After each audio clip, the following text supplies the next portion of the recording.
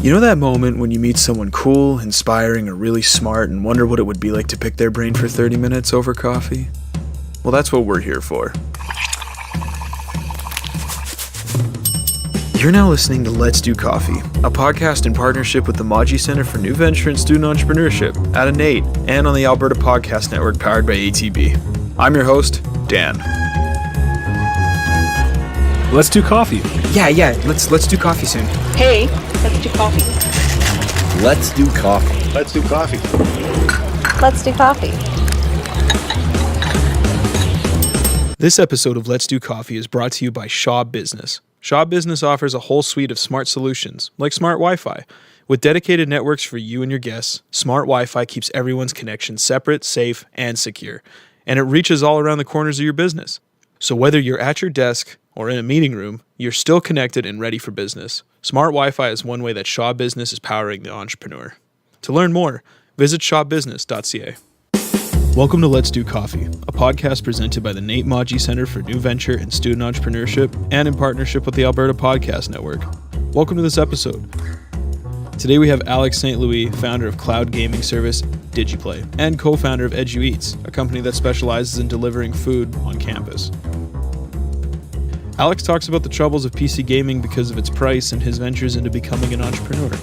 His company, DIGIPLAY, is focused on cloud gaming, and for anybody who's not familiar, is a service where users can access hardware-demanding games through a simple internet browser on any sort of device, regardless of hardware. Grab a cup of coffee, tune in, and hear Alex's story.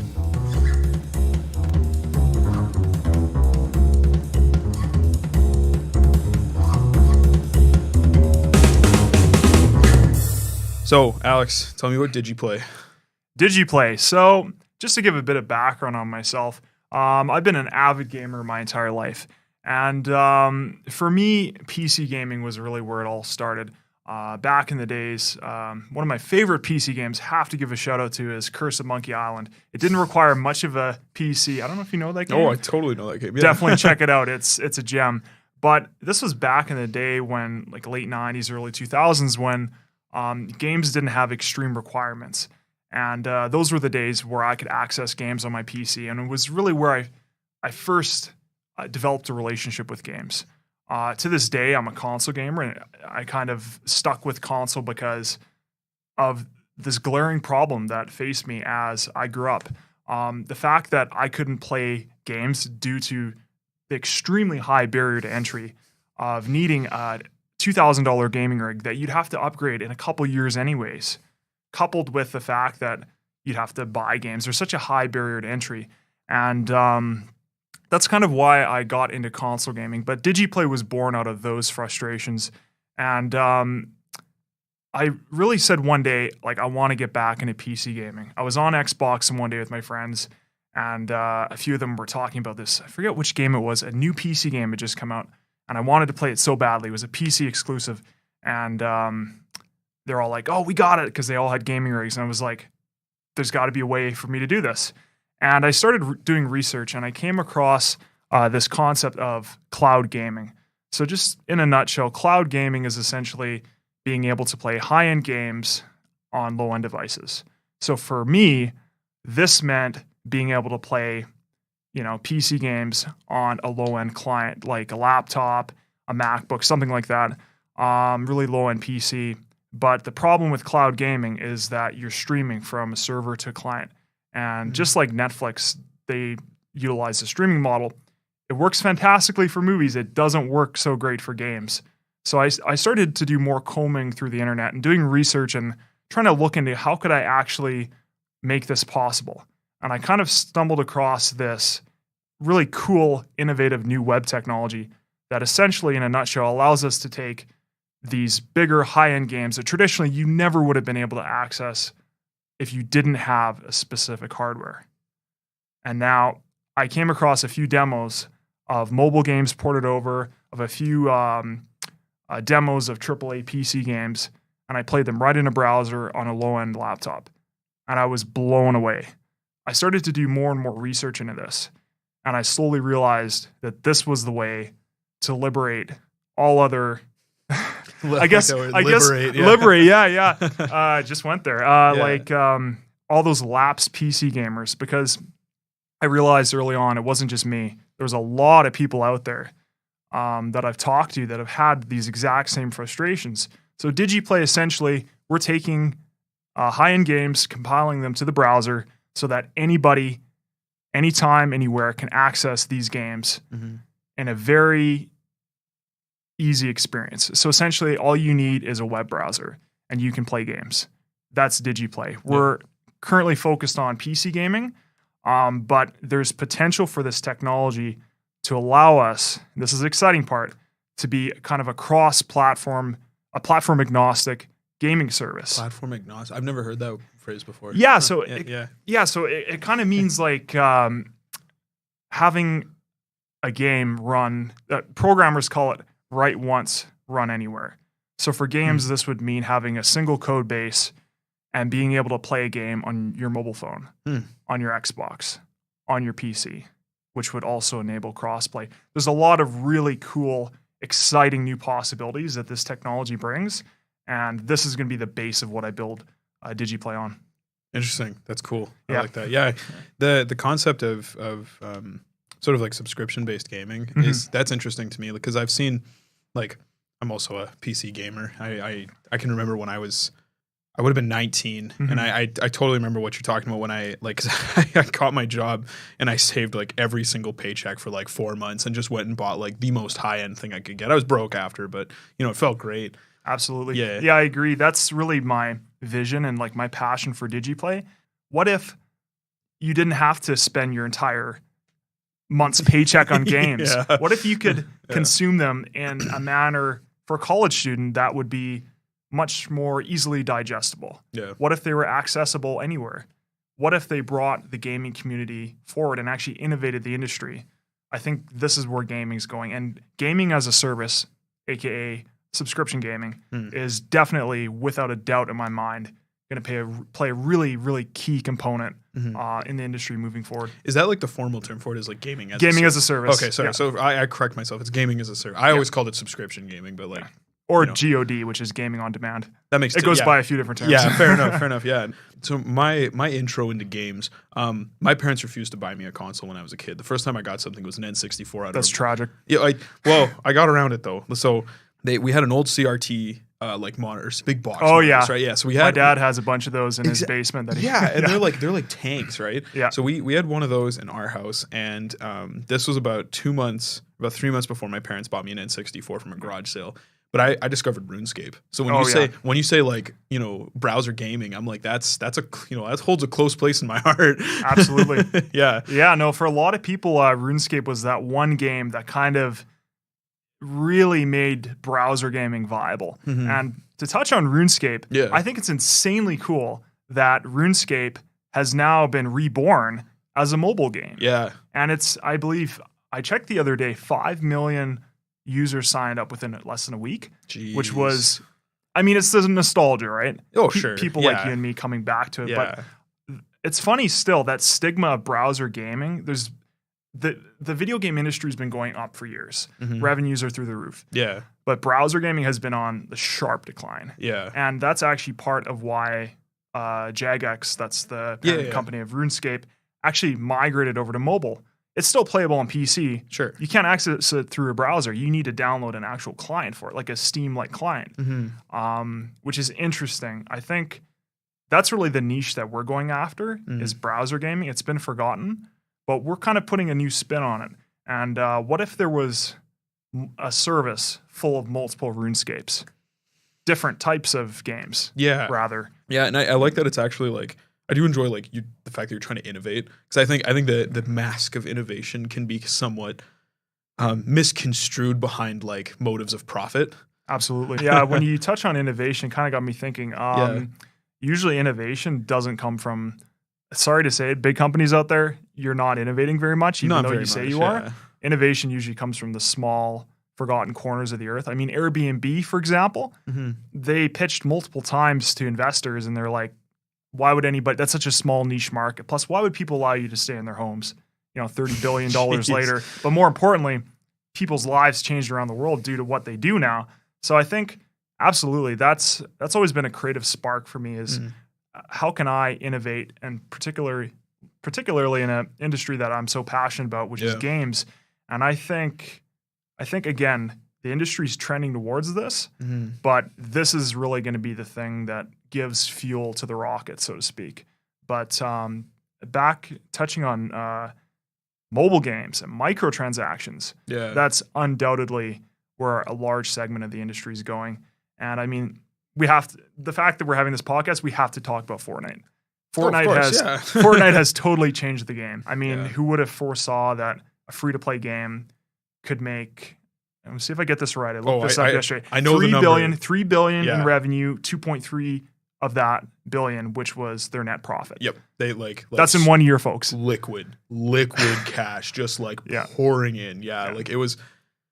Yeah, and it's really interesting too, because it's funny. I read an interview with, I forget his name. He's the president of Epic Games, the publisher. Tim Sweeney. Because he was talking about, he said it took me 16 years to get paid for my first line of code, and he only got paid like $40 or something like that. And I was like, I believe it. Yeah, and I was like, that is so interesting, because now the man's worth $75 million now or something like that, because he owns 56% of Epic Games, because Tencent, the people who published PUBG, own like 40%. Yeah, you got it. I thought that was so funny that I was like, man, I can't imagine that. It is interesting that the one company, Tencent, actually not a lot of people know that they're behind basically both PUBG and Fortnite. They are. A lot of people see them as competing. They're actually not. They're collectively under one umbrella. Yeah, which is quite interesting. When I found that out, I couldn't believe it. But yeah, it's sort of like the same thing with a bunch of like a lot of people listen to YouTube for their music, and they go through like different publishing pages that just act as aggregators. All of those are owned by one guy. Oh, for sure. Yeah, so it's just one of those. I think it's just how the world works sometimes. Absolutely. Yeah. But with your history of games, because you said you started with Curse of Monkey Island. Thank you. Yeah, classic. Check it out if you haven't. I know the picture in my head, because I was seeing it on Steam sales too. But it's when you were going through games, is there like a vision for like certain games that you want to make sure you can get on DigiPlay? Like, are you aiming towards like certain demographics? Like, you want to dominate shooters, RPGs? Like, so as a gamer, I'm kind of a core gamer. That's classified as somebody that doesn't really stick to one genre. I like to play tons of different genres. Yeah. So, and through my customer development with DigiPlay, I talk with a lot of gamers, and I really did narrow down my target audience as being millennials, people like me in that college demographic, like 18 to 25, basically, yeah. As our core audience, and a lot of time they do want those bigger high end games. One of which, if you guys head over to digiplaygaming.com, a demo of Doom 3, open source demo of Doom 3 is up and running. Pretty exciting milestone for browser gaming. But the recent resurgence in indie games has caught the attention of a lot of people, and like myself included. Those are really the developers that I want to back. Just like I myself, I'm kind of going up against industry here, against these entrenched competitors like Steam, Epic, even Microsoft to an extent. A lot of these indie game developers really have an uphill battle, and particularly on Steam, discoverability is an ever-present issue that just keeps getting worse by the day.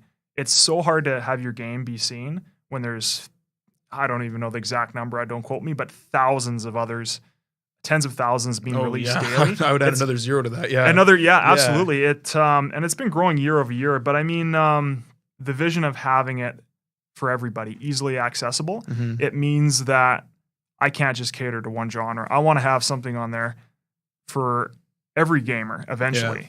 Right now, we've got kind of a mix, a few classic open source ports of retro games, which could be in its own audience, right? Something more refined and something that you would see from a big publisher. That's a future goal of ours. We also want to this is really exciting, but we want to self-publish our own original content, just like Netflix. Of course. And it's going to be interesting to see the data moving forward of gamers saying what they want out of a game. I think games are evolving too. Yeah. And I think it's hard to pin it down exactly, but I personally, as a gamer, as DigiPlay is something I made for myself, just as much as every other gamer, I want there to be a wide variety of games, something for everybody. That's kind of my my end goal.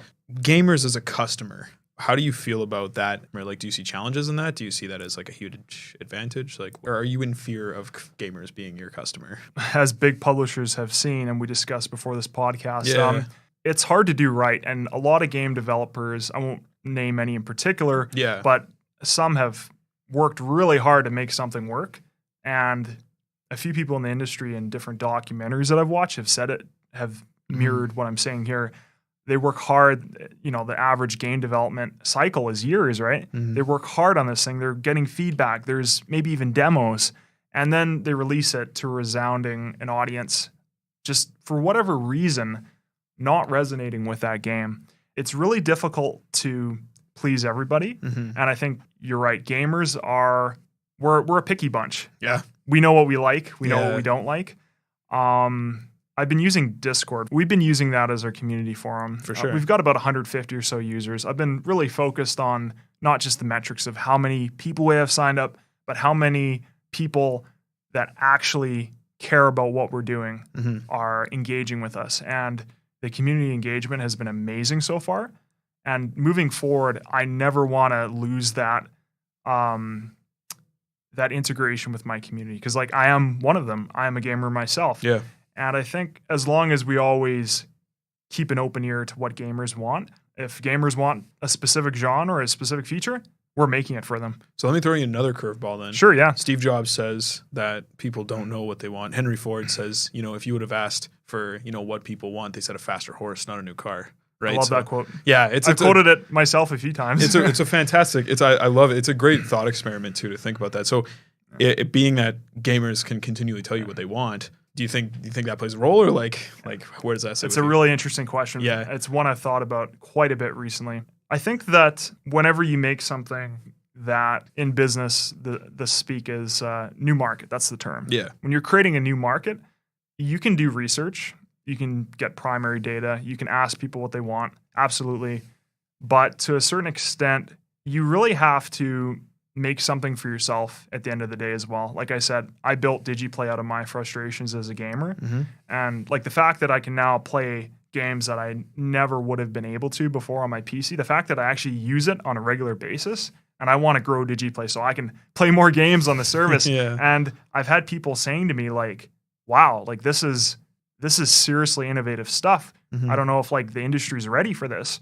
And I've had a lot of customers. I tried to, at the beginning, just put it out there for everyone. And I quickly realized there's many different demographics for gamers. There's so many like sub demographics. It's just incredible. Yeah. And the end goal is I want any gamer to be able to access DigiPlay, not just me. You know, we want to be a community, you know, with tons and tons of features and something that no matter what type of gamer you are that you can access. And I think a lot of people who aren't our early adopters have said, why wouldn't you just own like a gaming rig? Like we've had a lot of like constructive criticism, For sure. but at the end of the day, it's not something that was ever possible before DigiPlay. Like cloud gaming is now projected to be like I think a $20 or $25 billion market in the next few years if they can get it right, if they can make, you know, these games run on low-end devices. There's clearly market validation there, but I really trust my instinct, like as a gamer, as an entrepreneur. And as long as it's something that I currently will use, that's really at the core of what I'm doing. The fact that I'm helping other people and I'm enabling them to have an experience that they wouldn't otherwise been able to have, even if like it takes years and years and years, like you said, or even if it just becomes a very niche thing with a certain amount of users, with a certain demographic, goal would be achieved. Yeah. Have you ever intimidated yourself off your own like ambition or vision? Yeah, I think especially being like a solo founder, there's so many things that I want to do. And especially starting out, I was saying that I learned very quickly, this was not the Netflix for games. Yeah. I hope that it will be in the future. Yeah. But to be very, very blunt and honest, currently we're just a browser gaming service. Yeah. But at the beginning, I was saying, well, you can play games on different platforms. No, you can't. It's a browser gaming service. So I've learned to be very, very realistic and very practical about what the technology is. And it's very early days. Right now, it's not full games. It's indie games, old retros, demos. When I realized that trying to do everything at once and trying to be everything to everybody makes you nothing to nobody. If you try to wear multiple hats and try to implement 10 different features, it's just not going to work. And I've studied a lot about Steve Jobs and his passion for not only design and good design, but simplicity and focus. And recently, over the past new year from 2018 to 2019, I started just clearing out all the unnecessary features. And I'm taking entrepreneurship here at Nate and realizing that less is more. We don't need to be a Netflix for game service. If we get there in the future, that's amazing. I hope that happens. But for now, we're just a browser gaming service that focuses on free-to-play, totally free-to-play games that anybody can access, and taking it one step at a time.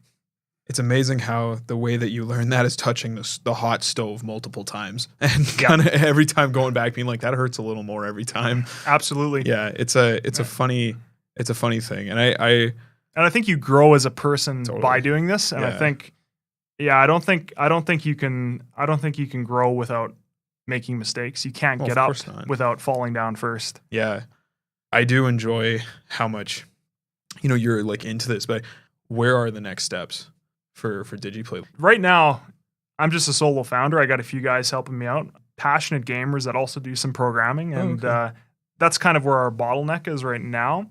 We're also partnering with, because part of DigiPlay is not just empowering gamers, which that's what we're doing.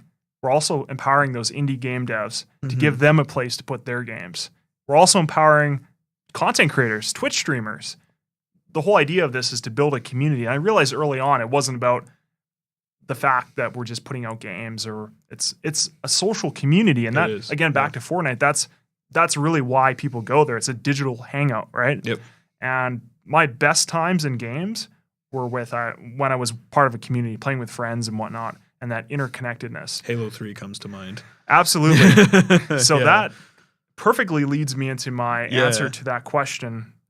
I realized that most of the games we're putting up are short, isolated experiences where you're playing a demo by yourself.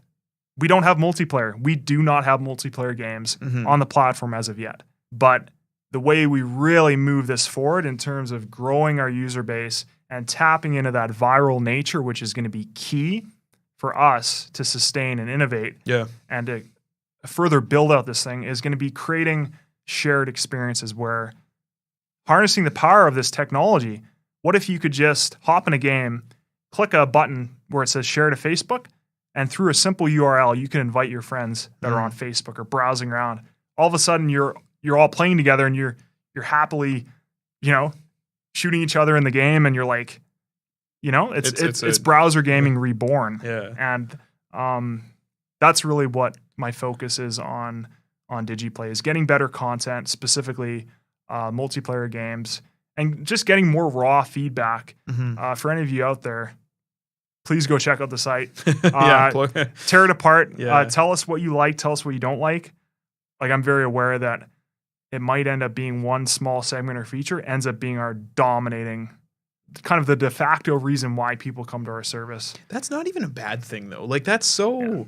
That happens so much more than people think it does. Like, we found this thing, made a lot of money, we pursued it, now we own 70% of the market. Like, absolutely. Yeah. Actually, it's interesting you say that because their blue ocean strategy is where the analogy is that business is like the waters. They're shark-infested waters, and a part of the water is red because sharks they're all together. They're all fighting over market share, right? Rather than doing that, why don't you just swim over to another part of the ocean and get your own little blue ocean? We want to be the one-stop shop for browser gaming. Yeah. Browser gaming reborn. That's my goal. That's my tunnel vision right now. That's what I'm working hard towards. So what challenges have you come across in the leading up to this? I'd say rejection is a big part of being an entrepreneur. Like, I reached out to, I don't know, put it out there, hundreds of game developers, both big and small, throughout Canada, internationally. And for every one, maybe, just maybe, not even a yes, I heard like 50 no's, Yeah. which actually motivated me further. And I passed that because I'm getting more and more developers that are, especially bigger ones, that are saying, "Oh wow, like we said no to you before, and you have games now. Like this is really cool." Yeah. So it's kind of the whole entrepreneur. I'll prove you wrong, right? Yeah. But No, that's a great feeling. that's a fiery passion that Absolutely. will go. Absolutely. Yeah. But another big bottleneck for us is the fact that like I built the website myself. I didn't know how to make a website. Mm-hmm. I had to learn. Before I came to Nate, I just took time off, and that's what I've worked towards. I did this, what would be a thousands of dollars to make DigiPlay. I made it for less than $100. Companies sort of got this idea in their head where they're like, well, how do we just make people spend more money? And it's like, okay, sure, that's marketing somewhat in a nutshell. But it's not like the absence, or the problem with that question is the absence of like, well, what does the customer care about, right? And I don't know, I go back to companies like Volkswagen or like Toyota, especially like people like that, where it's, it's constantly like, how do we make the best thing possible? And yet then they have all these, hundreds of case studies coming out after them that are like, well, Toyota's got all these quality controls and they're like a leading person in this, and this. And it's like, well, I wonder why. If you care so much. So the fact that you're always talking about, like, you've said it probably 10 times already, like empowering the customer, like that's like, yeah. I like that. I'll be honest. That. When I first started out, I had no idea this was a business. And I've heard a lot of entrepreneurs say this. Yeah. It was not a business. It's not yet. It's still a project that Sure is going to become a business this year. Mark my words. Do it. Yeah. There you go. I'll hold you to it. But it's been said. It's out there now. Yeah. When I didn't even realize it was a business. It was just a passion. It was like, and again, I always knew I was going to have a career in video games. Yeah. You just didn't know what it looked like. Yeah. No, I like to say when people ask, what's my career goal? I'm a creative entrepreneur, specializing in, a video game tech startup, but, I have other interests too that I might get into, like film or whatnot, but other stuff. But games is like my passion, and building communities as well. I want to echo one of your past comments about community. And so one of my favorite musical artists had he released a record. It did super well, but he did a commentary on the record after, where he just quickly had like a 5 to 7 minute spiel about each song and like kind of what it was about. And the last one was called "Goodbye to a World." And when he wrote about it, he talked about how in those games, when you play a video game, and for anybody who doesn't play video games, this is a very real feeling. But when you play a single player game, which is either on rails or whatever, you sort of get this like memory in a box, and it's like, and so I can clearly remember beating the Ocarina of Time for the first time. Right? Oh yeah, that's a classic. Exactly, right. And you think about it and you remember all the hardships as a kid, which you go back now and you're like, how did I not figure this out as a kid? But again, in that time, you're like, it was a tough thing. So then you get this box, but then he talks about how he played MMOs, right? So MMOs are massively multiplayer online role-playing games. MMORPGs, which is essentially World of Warcraft. I used to play so much of that back in the day. Yeah, I spent, oh man, dude, those subscription cards. Don't even get me started. So he talked about how in MMOs it's you don't get to go back to those things because in the time, like it was an active world that you could partake in. It was your hangout, right? So the fact that you've recognized that there is this like hangout aspect to it, I think puts you miles ahead of the game, because you're like, you can't go back to that, right? So even now, curse me, but I reactivate WoW every once in a while just to go back, and you go back and it feels empty because you're like, absolutely, these aren't. I don't have my friends here anymore, like my old squad that I used to roll with. Absolutely, they've moved on to other platforms and whatnot, right? Yeah, exactly. And so I think like I love that. That's such a solid thing to. What you just said right there is so profound. I'm in the same headspace. Like that's what I want to bring to the browser. Yeah. Like I couldn't have put it any better. Yeah, like that's what makes me so passionate about gaming. That's what got me into gaming, Yeah. Well, so do you try to correlate your business model with like, because this is a huge buzzword, but a lot of business models revolve around like selling experience, right? Like Airbnb has a whole section dedicated to that. So are you going to try and like focus on selling experience in a sense? Absolutely. Okay. Again, to go back to Steve Jobs, I've been doing a lot of research. I'm captivated by the guy. Yeah. And he had this obsession over user experience design, which it's a blossoming field nowadays. It was much smaller then when he was redefining what personal computers can do. I don't only want to just bring games to the browser. We've got ambitious plans, which I've mentioned a few users. We've got a few people excited about. I'm going to put it out there right now. Not only are we going to innovate on the games, we're going to innovate on the experience itself. Okay. So if you go on DigiPlay's website, our website, and it's a little bit of an advanced form from what Flash games were, just basic blocks on a page that you scroll through. Boring, right? Yeah. What if we could bring a full console-like experience to the browser? Not just the games, the graphical user experience. So think Xbox, but way more evolved than that. Think what Apple did for the computer. That's what we want to do for our service, and that is also going to be a focus for us. That includes our upcoming graphical user interface. This is fun because this like this is early in the year. You're making a lot of promises here. Like, I like it's in the pipeline, and I can confidently say it's in the works, and it's early. It might take us no set deadlines, but we've been working hard on it, and we're really excited to. I think this is what's really going to define it is how much value can we give to gamers, and I mean, if you go on Steam, not to hate on Steam too much, but good games and all. But their user interfaces, it leaves you somewhat wanting more. Like it's fairly lacking. Even on consoles, we're bringing the most beautiful, most innovative, never before seen user interface to the browser. That is, you're going to come back just because you want to see that. It's going to include, your profile, what friends are online, maybe even a chat bar similar to Discord. Yeah, of course. Yeah. A totally new browser gaming experience. It's not going to be unlike anything you've ever seen before. I can promise you that. I'm always curious about just like general advice. Being that we've talked about how you have to like sort of touch the hot stove all the time, which is absolutely but it's kind of a necessity. That's how you know it's hot. Absolutely. So, do you have like pieces of advice that you've come across, or like advice for? And I don't want to limit it to just for new entrepreneurs. Like, do you have advice? Like, because most of the time it's like go do it, right? I actually have some advice for anybody. This goes for anybody out there that wants to be an entrepreneur, that already has a career field they're going into. That people that aren't sure what they want to do yet. Do what you love. I know it's repeated ad nauseum. It must sound cliche at this point, but if you do what you love, the money will come. But you only get one shot at life, and doing what you love. I think like a statistic, almost 3/4 of North Americans hate what they do. That means 5 days out of a week, you are dragging yourself to a job that you don't want, but you have to. You're locked in, right? Yeah.